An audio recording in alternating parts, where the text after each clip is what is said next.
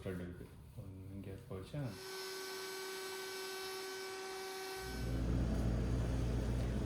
ஒட்டி பிறந்த இரட்டையர்கள்.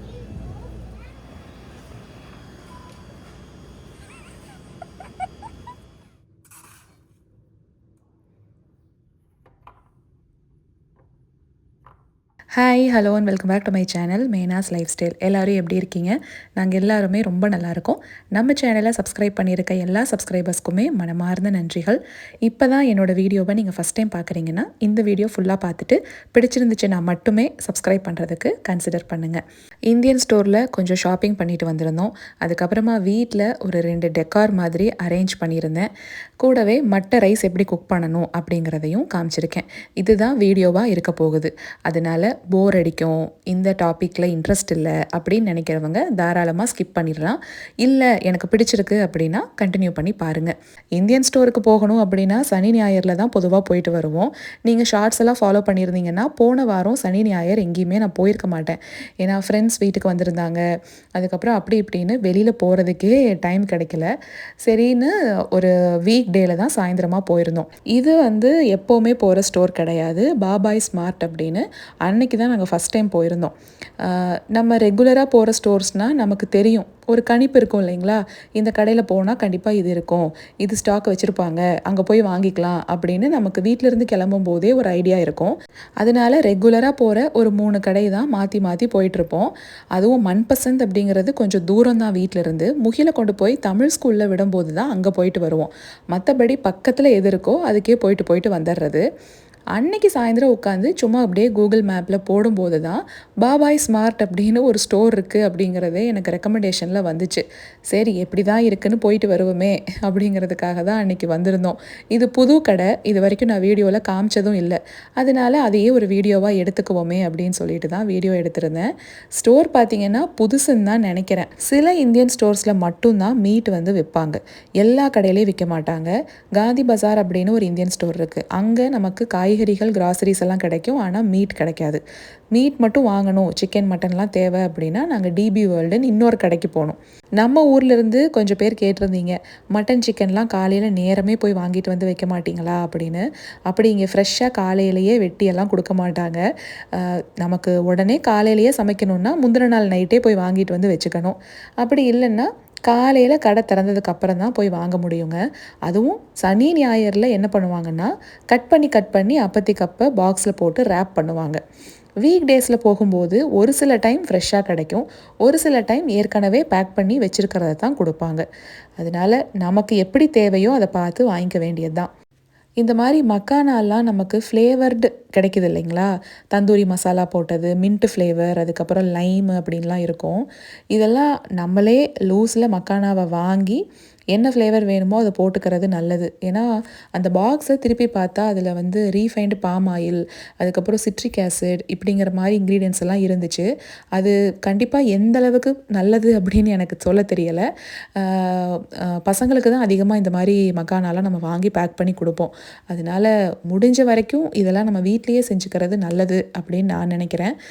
தந்தூரி மசாலா அப்படின்னு போட்டிருக்காங்க. நம்ம மல்லித்தூள், மிளகாத்தூள், இந்த மாதிரி ஏதாவது கரம் மசாலா இதெல்லாம் போட்டு ஒரு பவுடராக கலக்கி நம்ம தூவிக்க வேண்டியது தான். புதினா ஃப்ளேவருக்கு புதினா இலையை நல்லா காய வச்சுட்டு அதை பவுடர் பண்ணி மக்கானா மேலே நம்ம தூவிக்கலாம். அதனால் முடிஞ்ச வரைக்கும் மக்கானா வாங்கி என்ன ஃப்ளேவர் வேணுமோ அதை சேர்த்துக்கிறது எப்போவுமே பெஸ்ட் அப்படின்னு நான் நினைக்கிறேன். கேப்சிகமை கையில் எடுத்துக்கிட்டு பையாப்பிள் அப்படின்னு சொல்லுவான். அவனுக்கு பைனாப்பிள்னு சொல்ல வரல, பையாப்பிள் அப்படிமா பாருங்கள்.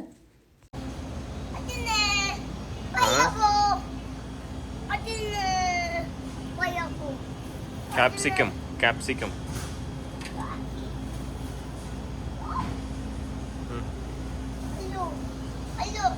Yellow capsicum.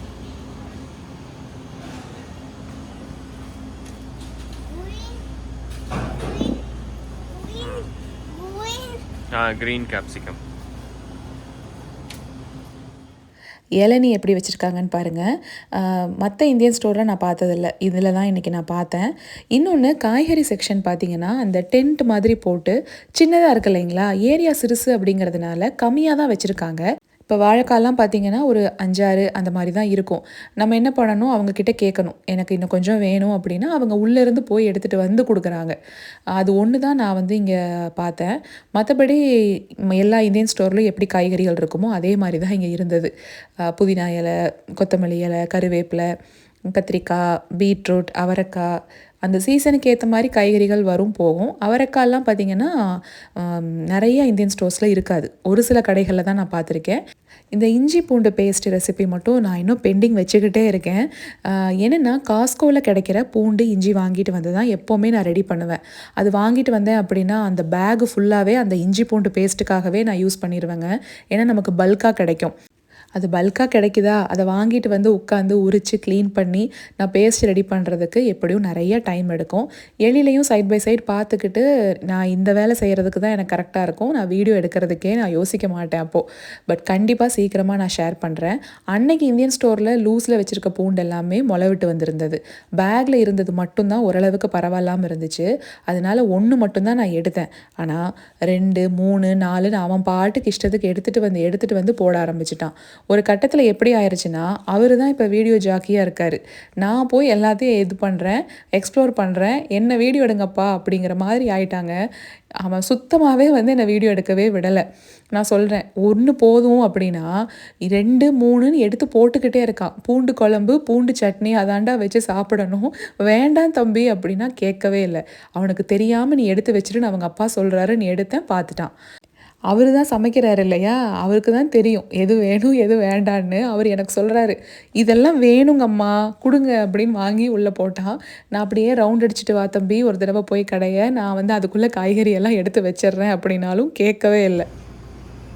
அம்மா மேலே அடிச்சிடக்கூடாது பார்த்து. அதுலேயும் அவன் ஹைட்டு கொஞ்சம் எட்டாமல் மேலெல்லாம் இருக்குது, பார்த்து எடுக்க முடியலன்னா மேலே ஏறிடுறது. இப்போ பாருங்கள், குறுகுறுன்னு பார்ப்பான், யாராவது நம்மளை நோட்டீஸ் பண்ணுறாங்களா கடையில் அப்படின்னு பார்த்துட்டு அதுக்கப்புறமா மேலே ஏறலாம் அப்படின்னு. ஒன்று கையில் எடுத்து அவனுக்கு கொடுத்து போட சொல்லுவாங்க. சக்கரவள்ளி கிழங்கு இடியாப்பம் செஞ்சுருந்தேன் பார்த்தீங்களா, இந்த இந்தியன் ஸ்டோரில் இருந்தால் அன்றைக்கி வாங்கிட்டு வந்திருந்தேன். நல்லாவே இருந்தது கிழங்கு. இந்த மாதிரி கத்திரிக்காயெல்லாம் பார்த்தா நீங்கள் வாங்கிட்டு வருவீங்களா இல்லை விட்டுட்டு வந்துடுவீங்களா அப்படின்னு கமெண்ட்டில் சொல்லுங்கள். தெரிஞ்சுக்கிறதுல ஒரு சின்ன க்யூரியாசிட்டி, அவ்வளவுதான். ஏன்னா நம்ம அம்மாலாம் இருந்தாங்கன்னா அது எதுக்குப்பா விட்டுரு, வேறு ஏதாவது பாரு அப்படிம்பாங்க இல்லையா. அதனால் எனக்குமே வந்து போனேன்னா நல்லா தனித்தனியாக இருக்கிற காயாக பார்த்து வாங்கிக்குவேன். எண்ணெய் கத்திரிக்காய் குழம்புலாம் வைக்கிறதுக்கு குண்டு குண்டாக குட்டி குட்டியாக தனித்தனியாக காயாக இருந்தால் தான் நல்லாயிருக்கும். ஆனால் இது மாதிரி 2 ஒட்டி இருந்துச்சுன்னா நீங்கள் வாங்கிட்டு வருவீங்களா இல்லை விட்டுட்டு வந்துடுவீங்களா அப்படின்னு மறக்காமல் கமெண்ட்டில் சொல்லுங்கள். அப்படி வேண்டான்னு வச்சுட்டு வர்றீங்கன்னா எந்த காரணத்துக்காக அப்படின்னும் சொல்லுங்கள். அன்னைக்கு அவர் இப்போ தான் நான் எல்லாத்தையுமே எடுத்து ஃப்ரீசரில் லோட் பண்ணேன், ஆனால் கட் பண்ணது இப்போ தான் கட் பண்ணேன் அப்படின்னு சொன்னார். அதனால் அங்கே இருக்கிற ஒரு ஹோல் சிக்கன் பாக்ஸ் மட்டும் எடுத்துக்கிட்டோம். மற்றபடி எல்லாம் எம்டியாக தான் இருந்தது. கிராசரி ஐயில் டிபி வேர்ல்டில் இருக்கிற அளவுக்கான திங்ஸ் இல்லை அப்படின்னாலும் ஓரளவுக்கு வச்சுருந்தாங்க. மெயினாக நான் சொன்னேன் பாருங்கள், எந்த கடைக்கு போனாலும் இப்போல்லாம் வரமிளகா தான் தேடி தேடி பார்க்குறது. எனக்கு செட் ஆகுமா, காரம் வந்து எப்படி இருக்குது அப்படின்னு.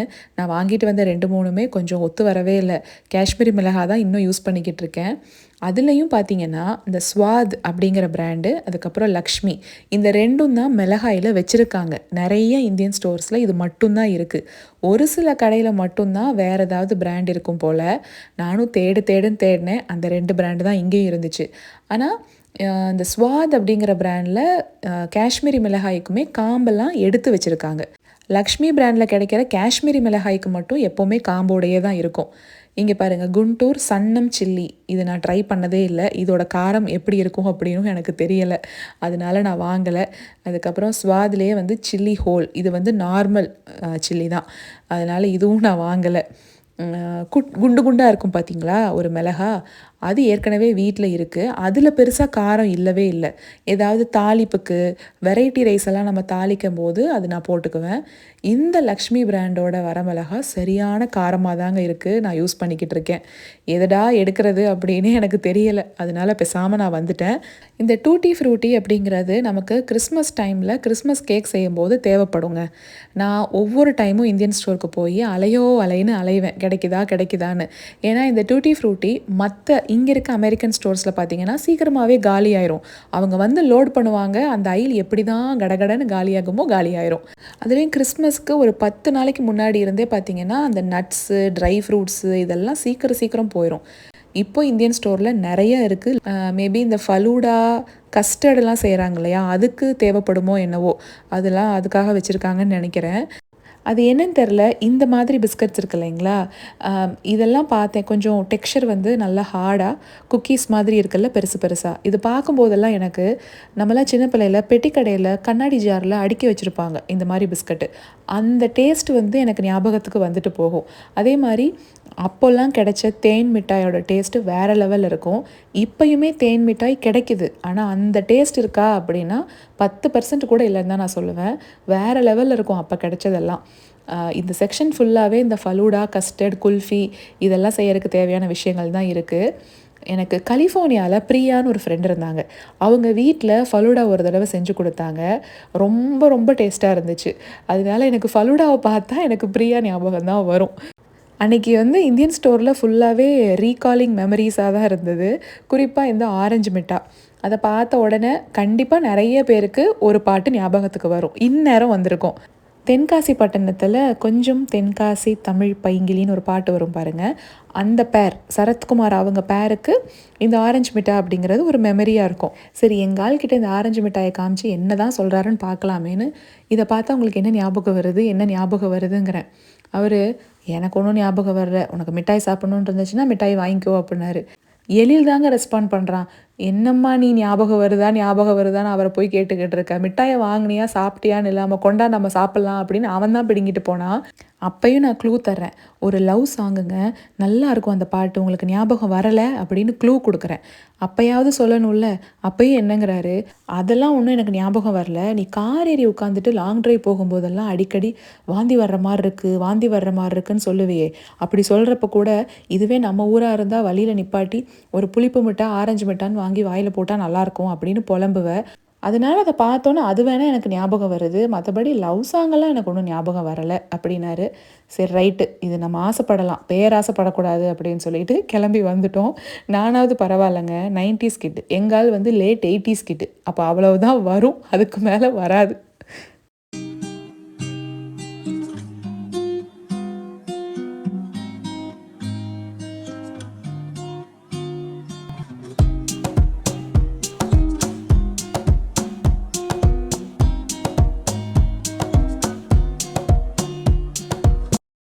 போன தடவை இந்தியா போயிட்டு வந்ததுக்கப்புறமாவே யோசிச்சுக்கிட்டே இருந்தேன், இந்த மாதிரி எடுத்து செட் பண்ணணும் அப்படின்னு. ஏதாவது ஒரு வேலை வந்துடும், அப்புறம் மறந்துடுவேன். சரி, இன்னைக்கு கொஞ்சம் டைம் கிடச்சிதே அப்படின்னு இதை மாட்டி விட்டுறலாம் அப்படின்ட்டு தான் எடுத்தேன். அங்கே சாய்பாபா ஷெல்ஃப் நான் மாட்டியிருக்கேன் பார்த்தீங்களா, அது வாங்கும்போதே செட்டாக வந்தது தான் இது எல்லாமே. 3 ரேக் வரும், ஷெல்ஃப் வந்து 3 வரும். அதாவது பெரிய சைஸ் ஒன்று, கொஞ்சம் மீடியம், அதுக்கப்புறம் இருக்கிறதுலே குட்டி, அந்த மாதிரி வந்தது. சாய்பாபா வச்சுருக்க ஷெல்ஃப் பார்த்திங்கன்னா இந்த வீட்டுக்கு வந்து கொஞ்ச நாள்லேயே நாங்கள் மாட்டிட்டோம். அப்போ நான் ஆர்டர் போட்டு வாங்கினது. உடனே நான் வந்து மற்ற 2யுமே யூஸ் பண்ணலை. ஏன்னா எனக்கு ஒரு ஐடியா வேணும், எடுத்த உடனே கொண்டு போய் எங்கே மாட்டுறது, கொஞ்ச நாள் பார்ப்போம், எங்கேயாவது ஒரு பக்கம் நல்லா ஒரு டெக்கார் அமைஞ்சிச்சுன்னா நம்ம ஃபிக்ஸ் பண்ணிக்கலாம் அப்படின்னு சொல்லிட்டு நான் இதை அப்படியே கொண்டு போய் கராஜில் பெட்டியில் போட்டு வச்சுருந்தேன். சரியாக சொல்லணுன்னா இந்த ஜூலை மாதம் வந்ததுன்னு வைங்களேன், 2 வருஷம் ஆகுது இந்த ஷெல்ஃபெல்லாம் ஆர்டர் போட்டு வாங்கி. 1 தான் மாட்டி வச்சுருக்கேன், அதுவும் கரெக்டாக இந்த இடத்துக்கு அது செட் ஆச்சு சைஸு, அதனால மாட்டி அழகாக அதை செட் பண்ணிட்டேன். ஒரு சிலர் ஷார்ட்ஸ் எல்லாம் பார்க்கும்போது கேட்பீங்க, அப்பப்போ இது எங்கே வாங்கினீங்க, வெயிட்டெல்லாம் தாங்குமா, குவாலிட்டியாக இருக்கா அப்படின்னு. வெயிட்டெல்லாம் கண்டிப்பாக தாங்கும் தாங்க, ஆனால் ரொம்ப போட்டு டம்ப் பண்ணால் நல்லாவும் இருக்காது. அதனால ஃபேக் பிளான்ஸு லைட் வெயிட் தான், அந்த 2மே ரொம்ப வெயிட்டாகவும் இருக்காது. அந்த மாதிரி வாங்கி நான் செட் பண்ணிக்கிட்டேன். அது பேண்ட்ரிக்கு முன்னாடியே இருக்குது.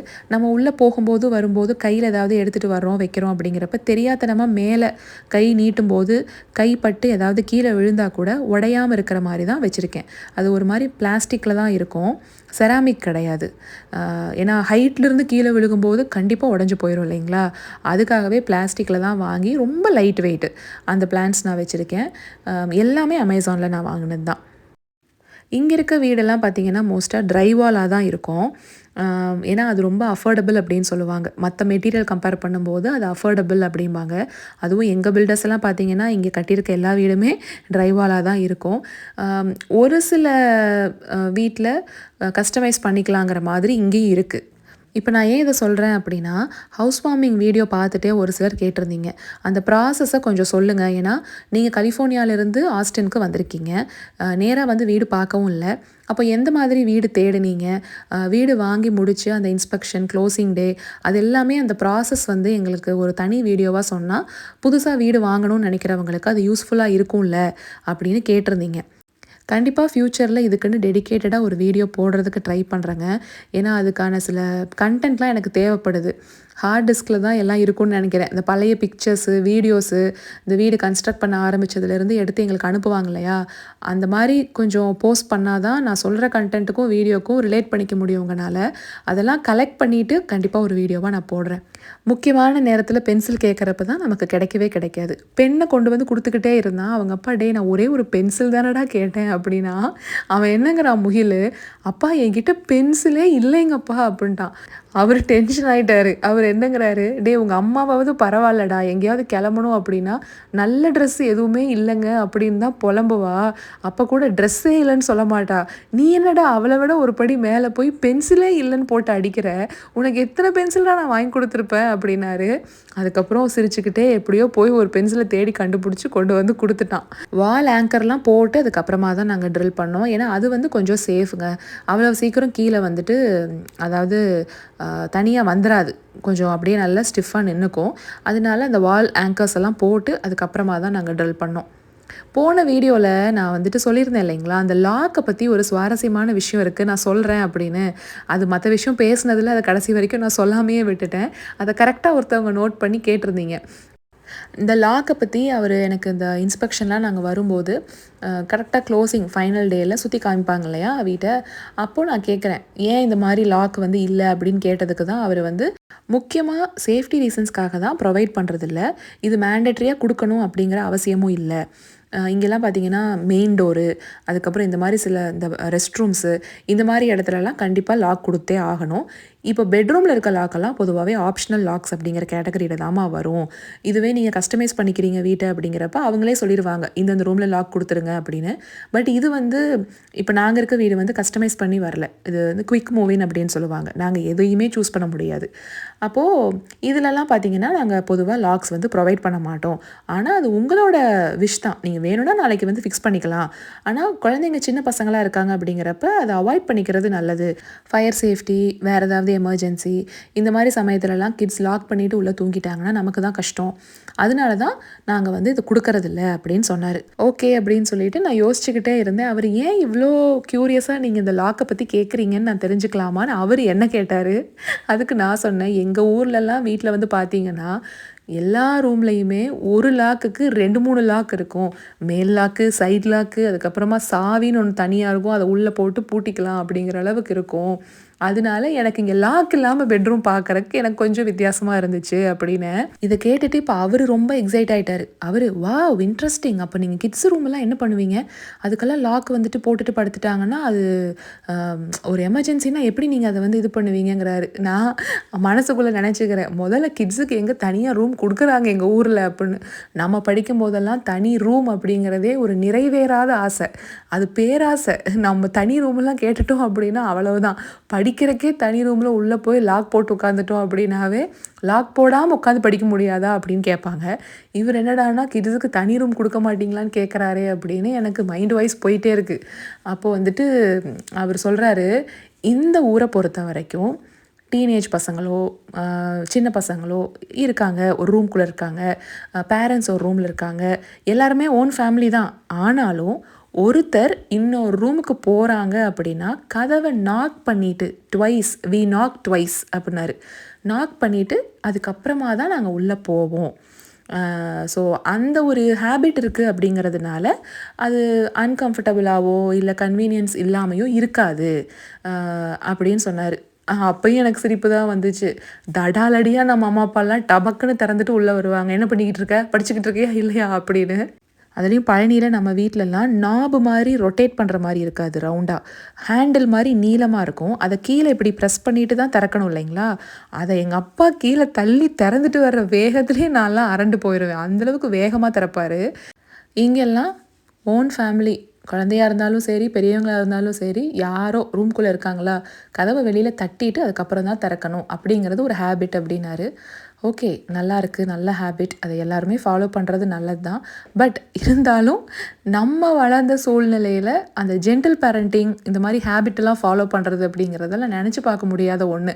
இது எல்லாத்தையுமே அனுபவித்த கடைசி ஜென்ரேஷன் நம்மளாக தான் இருப்போம் அப்படின்னு நினைக்கிறேன். அதுக்கு அடுத்து வர ஜென்ரேஷன்லாம் இந்த அளவுக்கு எக்ஸ்பீரியன்ஸ் பண்ணுறாங்களா அப்படின்னு கேட்டால் இல்லை. ஏன்னா நம்ம தான் அதில் பேரண்ட்ஸாக இருக்கோம் இல்லைங்களா? நம்ம வந்து ஒரு மைண்ட் என்ன சொல்லும்னா ஜென்டில் பேரண்டிங் பண்ணலான்னு சொல்லும். இன்னொரு மைண்ட் என்ன சொல்லும், இது வேலைக்கே ஆகாது, 2 சவுண்டு விட்டால் தான் வலிக்கு வருவாங்க அப்படின்னும் சொல்லும். அதனால நம்ம இப்படியும் எப்படியும் அதில் வந்து ஷஃபில் ஆகிக்கிட்டே இருக்கோம். நம்ம பேரண்ட்ஸ் தான் அந்த தக் லைஃப் பேரண்ட்ஸ். அவங்க ஜென்ரேஷனோட அது வந்துட்டு இதாயிருச்சு. அதுக்கப்புறமா அது நம்ம நினச்சா கூட நம்ம அப்படி இருக்க முடியறதில்ல. இந்த விஷயத்தை தான் போன வீடியோவில் நான் சொல்லணும்னு நினச்சேன், எப்படியோ மறந்துட்டேன். இந்த பிளான்டர் என் ஃப்ரெண்டு கொடுத்துட்டு போயிருந்தாங்க இல்லையா? நான் நிறைய பேர் சாய்பாபாவுக்கு மேலே வைங்கன்னு சொல்லியிருந்தீங்க. இன்னும் நிறைய பேர் இங்கே வைங்க அப்படின்னு சொல்லியிருந்தீங்க. எனக்கு என்ன தோணுச்சு அப்படின்னா, இந்த இடத்துல வச்சுட்டு அதுக்கு மேட்சிங்காகவே அந்த பிளான்டரையும் இங்கேயே வச்சுட்டோன்னா பார்க்குறக்கு ஒரே மாதிரி இருக்குமே அப்படிங்கிறதுக்காக தான் இந்த இடத்த சூஸ் பண்ணேன். அந்த மணி பிளான்ட் மேலே போகிறதுமே ரொம்ப அழகாக இருந்தது எனக்கு. அதனால இங்கேயே செட் பண்ணிட்டேன். ஆனால் ஒன்று இந்த பாட் இருக்குது பாருங்கள், அந்த பிளாக் கலர் ஒன்றும் அவ்வளோ அழகாக லுக்காக இல்லை. ஏன்னா நான் கடையில் எப்படி வாங்கிட்டு வந்தனோ அப்படியே வச்சுட்டேன்.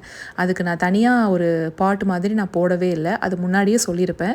இப்போ நீங்கள் எனக்கு ஒரு ஹெல்ப் பண்ணுங்கள். என்ன கலரில் வச்சா அந்த பிளான்டருக்கு ஏற்ற மாதிரி அழகாக இருக்கும் அப்படின்னு நீங்கள் சொல்லுங்கள்.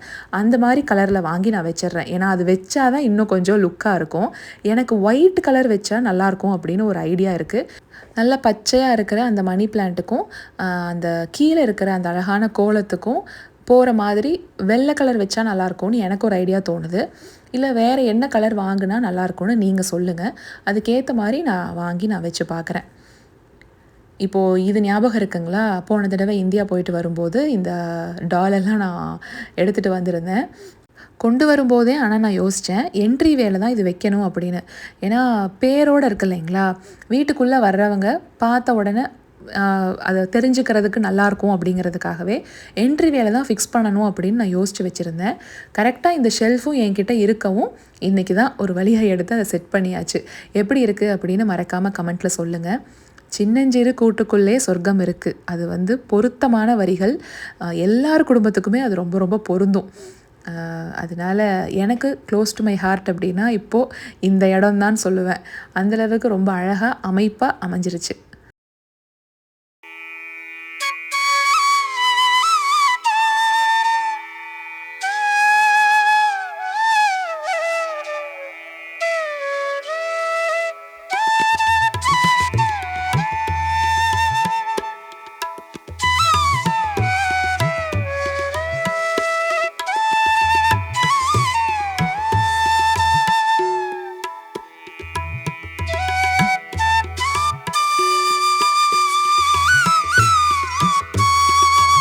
அருள்மொழிவர்மன் என் வீட்டுக்காரர் பேர். தோர் முகிலவர்மன் பெரியவன் பேர். கார் எழிலவர்மன் சின்னவன் பேர். பெரியவனுக்கு பேர் என் வீட்டுக்காரர் தான் வச்சார். அவராக உருவாக்கின பேர் தான். சின்னவனுக்கு நான் தான் பேர் வச்சேன். இன்ஸ்டாவில் ஒருத்தங்க ரீசெண்டாக தான் மெசேஜ் பண்ணியிருந்தாங்க, 2வது பாப்பா பிறக்கணும்னு ரொம்ப ஆசைப்பட்டேன்னு சொன்னீங்களே, அப்படி பாப்பா பிறந்திருந்தா என்ன பேர் வச்சுருப்பீங்க? சும்மா ஒரு க்யூரியாசிட்டிக்காக தான் கேட்குறேன் அப்படின்னு சொன்னாங்க. நான் ஆசைப்பட்டது திகழினி அப்படின்னு வைக்கணும்னு. ஏன்னா தோர்முகிலன் TH இருக்குது, திகழினின்னு இருக்கட்டும்னு. பட் குட்டி சார் வந்துட்டார். சொல்லு. அடுத்து யாரு? அடுத்து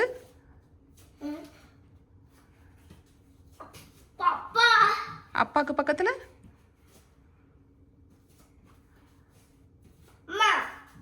அம்மாக்கு பக்கத்துல அண்ணாக்கு பக்கத்துல எழிலுக்கு பக்கத்துல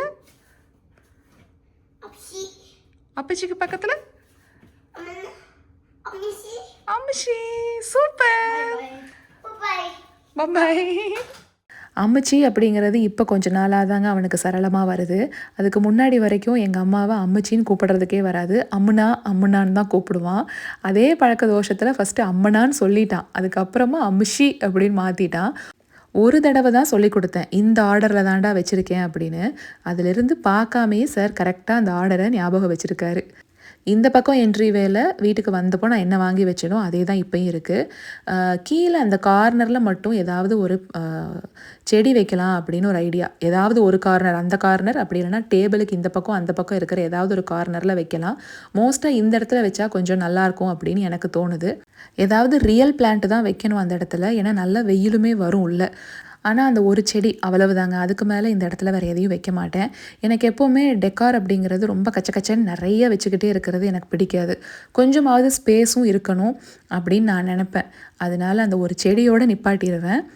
இந்த ஹால்வே இருக்குது பார்த்தீங்களா, அதில் அந்த ஷூ கேபினெட் வச்சுருக்க அந்த செவுரு, அங்கே மட்டும் ஏதாவது பெயிண்ட் பண்ணலாமா அப்படின்னு ஒரு தாட்டு. ஆனால் என் வீட்டுக்காரருக்கு பெயிண்ட் பண்ணுறது சுத்தமாகவே பிடிக்காது. அதனால் ஒருவேளை அவருக்கு அந்த இன்ட்ரெஸ்ட் வந்துருச்சுன்னா அந்த செவரை மட்டும் நாளைக்கு பின்னாடி பெயிண்ட் பண்ணிக்கலாம். இல்லைன்னா அது அப்படியே எம்டியாக தான் இருக்க போகுது. இப்போது மட்டை அரிசி எப்படி குக் பண்ணுறதுன்னு பார்த்துடலாங்க. பெரியார் பிராண்டு தான் வாங்கிட்டு வந்திருக்காரு இந்த டைம். மட்டை அரிசி 5 kg பேகு. லக்ஷ்மி பிராண்ட்லேயுமே இருக்குது. எந்த பிராண்டாக இருந்தாலும் சரி, நீங்கள் வந்து ரொம்ப ரொம்ப ஈஸிங்க. குக்கர்லேயும் இதே மெத்தடு தான், இன்ஸ்டன்ட் பாட்லேயும் இதே மெத்தடு தான். இப்போ இன்ஸ்டன்ட் பாட்டில் 1 கப் மட்டும் ஃபஸ்ட்டு எடுத்து நல்லா கழுவிடணும். ஒரு 4-5 தடவை நல்லா கழுவிட்டு ஒரு 1 மணி நேரம் ஊற வைக்கலாம். டைம் இல்லைன்னா அரை மணி நேரமாவது கொஞ்சம் ஊற வைங்க. அப்போ தான் நல்லாயிருக்கும். நீங்கள் காலையில் எந்திரிச்ச உடனே ஊற போட்டுருங்க. மதியம் சமைக்கிற வரைக்கும் அது ஊறட்டும். அதுக்கப்புறமா அந்த தண்ணியை வடிச்சிட்டு 1 கப்புக்கு நான் 8 கப்புக்கு மேலேயே தண்ணி சேர்க்க போகிறேன். இதுக்கு தண்ணி அளவெல்லாம் கிடையாது. பார்த்தீங்கன்னா தெரியும், அந்த ஜக்கில் 1/4 கப்பு தான் மிச்சம் இருக்குது. மற்றது எல்லாத்தையுமே நான் ஊற்றிட்டேன். அளந்தெல்லாம் நான் ஊற்ற மாட்டேங்க. ஒரு 8 கப் இருக்கா அப்படின்னு பார்த்துட்டு அப்படியே ஊற்றிடுவேன். ஏன்னா எப்படியுமே இதை நான் வடிக்க போகிறேன். இல்லை உங்களுக்கு வடிக்க வேண்டாம், அப்படியே சாப்பிடணும் அப்படின்னா 1 கப் அரிசிக்கு 3 கப் தண்ணி சேர்த்துக்கோங்க. இன்ஸ்டன்ட் பாட்டுனா ப்ரெஷர் குக் அப்படிங்கிற மோடில் 10 நிமிஷம். லோ ப்ரெஷருக்கெல்லாம் போக வேண்டாம், போகும்போதே ஆஃப் பண்ணிடுங்க. இன்ஸ்டன்ட் பாட்டில் தானே, பெரிய பாட்டாக தானே இருக்குது அப்படின்னு இஷ்டத்துக்கு தண்ணி நிறையாவும் ஊற்றிடாதீங்க. ஏன்னா தண்ணி நிறையா ஊற்றிட்டோம் அப்படின்னாலும் அந்த ப்ரெஷர் வால்வ் வந்து மேலே வர்றதுக்கே ரொம்ப டைம் எடுக்கும். அதனால ஒரு 8 கப் ஓகே, அந்தளவுக்கு போதும். அந்த ப்ரெஷர் வால்வ் வந்து கீழே போயிட்டு ஸ்டீம் எல்லாம் கம்ப்ளீட்டாக ரிலீஸ் ஆனதுக்கப்புறமா நம்ம திறந்து அப்படியே வடிச்சிட வேண்டியதுதான். நான் ஒரு கொலாண்டரில் வடிச்சிடுவேன். வடிச்சிட்டு அப்படியே கவுண்டர் டாப்பில் மேலே வச்சுருவேன். ஒரு 5 நிமிஷத்துலேயே பார்த்தீங்கன்னா இருக்கிற தண்ணி எல்லாமே வடிஞ்சிருங்க. கொஞ்சம் கூட ஒட்டாது. நம்ம சாப்பிட்டுக்கலாம் அப்படியே எடுத்து. இதுவே ப்ரெஷர் குக்கராக இருந்தால் ப்ரெஷர் குக்கர்லேயும் ஒரு 10 விசில் வரைக்கும் விடணும், தண்ணி நிறையா விட்டு. ஒவ்வொரு டைமும் அந்த விசில் வரும்போதெல்லாம் அந்த சிவப்பு கலரில் தண்ணி அப்படியே ஸ்ப்ரே ஆகிட்டே இருக்குங்க. அந்த காரணத்துக்காகவே தான் நான் ப்ரெஷர் குக்கரில் வைக்காமல் நான் இன்ஸ்டன்ட் பாட்டில் வச்சுக்கிறது. நீங்கள் என்ன பண்ணுங்கள், அப்படி மெஸ்ஸி ஆகக்கூடாது. ஆனால் குக்கர் தான் உங்ககிட்ட இருக்குன்னா ஒரு பாத்திரத்துக்குள்ளே இதை வச்சு அதுக்கப்புறமா குக்கருக்குள்ளே வைங்க. அந்த பாத்திரத்தில் வச்சு சமைப்பாங்க இல்லையா, அந்த மாதிரி வச்சுக்கிட்டிங்கன்னா உங்களுக்கு வெளியில் வந்து அந்த விசில் வரும்போதெல்லாம் தண்ணி வந்து வெளியில் தெரிக்காது. அளவாக வச்சுக்கணும், எனக்கு தண்ணியெல்லாம் நிறையா வடிக்க வேண்டாம், நான் அப்படியே சாப்பிட்டுக்குவேன் அப்படின்னா 1 கப்புக்கு 3 கப்பு தண்ணி தான் குக்கரில் போட்டு நல்லா ஒரு 10 விசில் விட்டுருங்க. பூர்ணிமா 2 தடவை பர்த்டே விஷயம் மிஸ் பண்ணிட்டேன், சாரி. அதுக்கப்புறமா நித்யா அப்படிங்கிறவங்க ஹாய் சொல்லியிருக்காங்க. ருத்ரேஸ்வரன், தானேஷ், அன்னபூரணி அம்மா, கிஷாந்த், இவங்க எல்லாருக்குமே பிறந்த நாள் நல்வாழ்த்துக்கள். இவங்க மட்டும் இல்லை, யாரையாவது நான் மிஸ் பண்ணியிருந்தேன் அப்படின்னாலோ பிறந்த நாள் திருமண நாள் கொண்டாடுற அனைவருக்குமே என்னோட மனமார்ந்த நல்வாழ்த்துக்கள். இந்த விலாகை இங்கே கம்ப்ளீட் பண்ணிக்கிறேன். பிடிச்சிருந்தா மட்டுமே ஒரு லைக் கொடுங்க.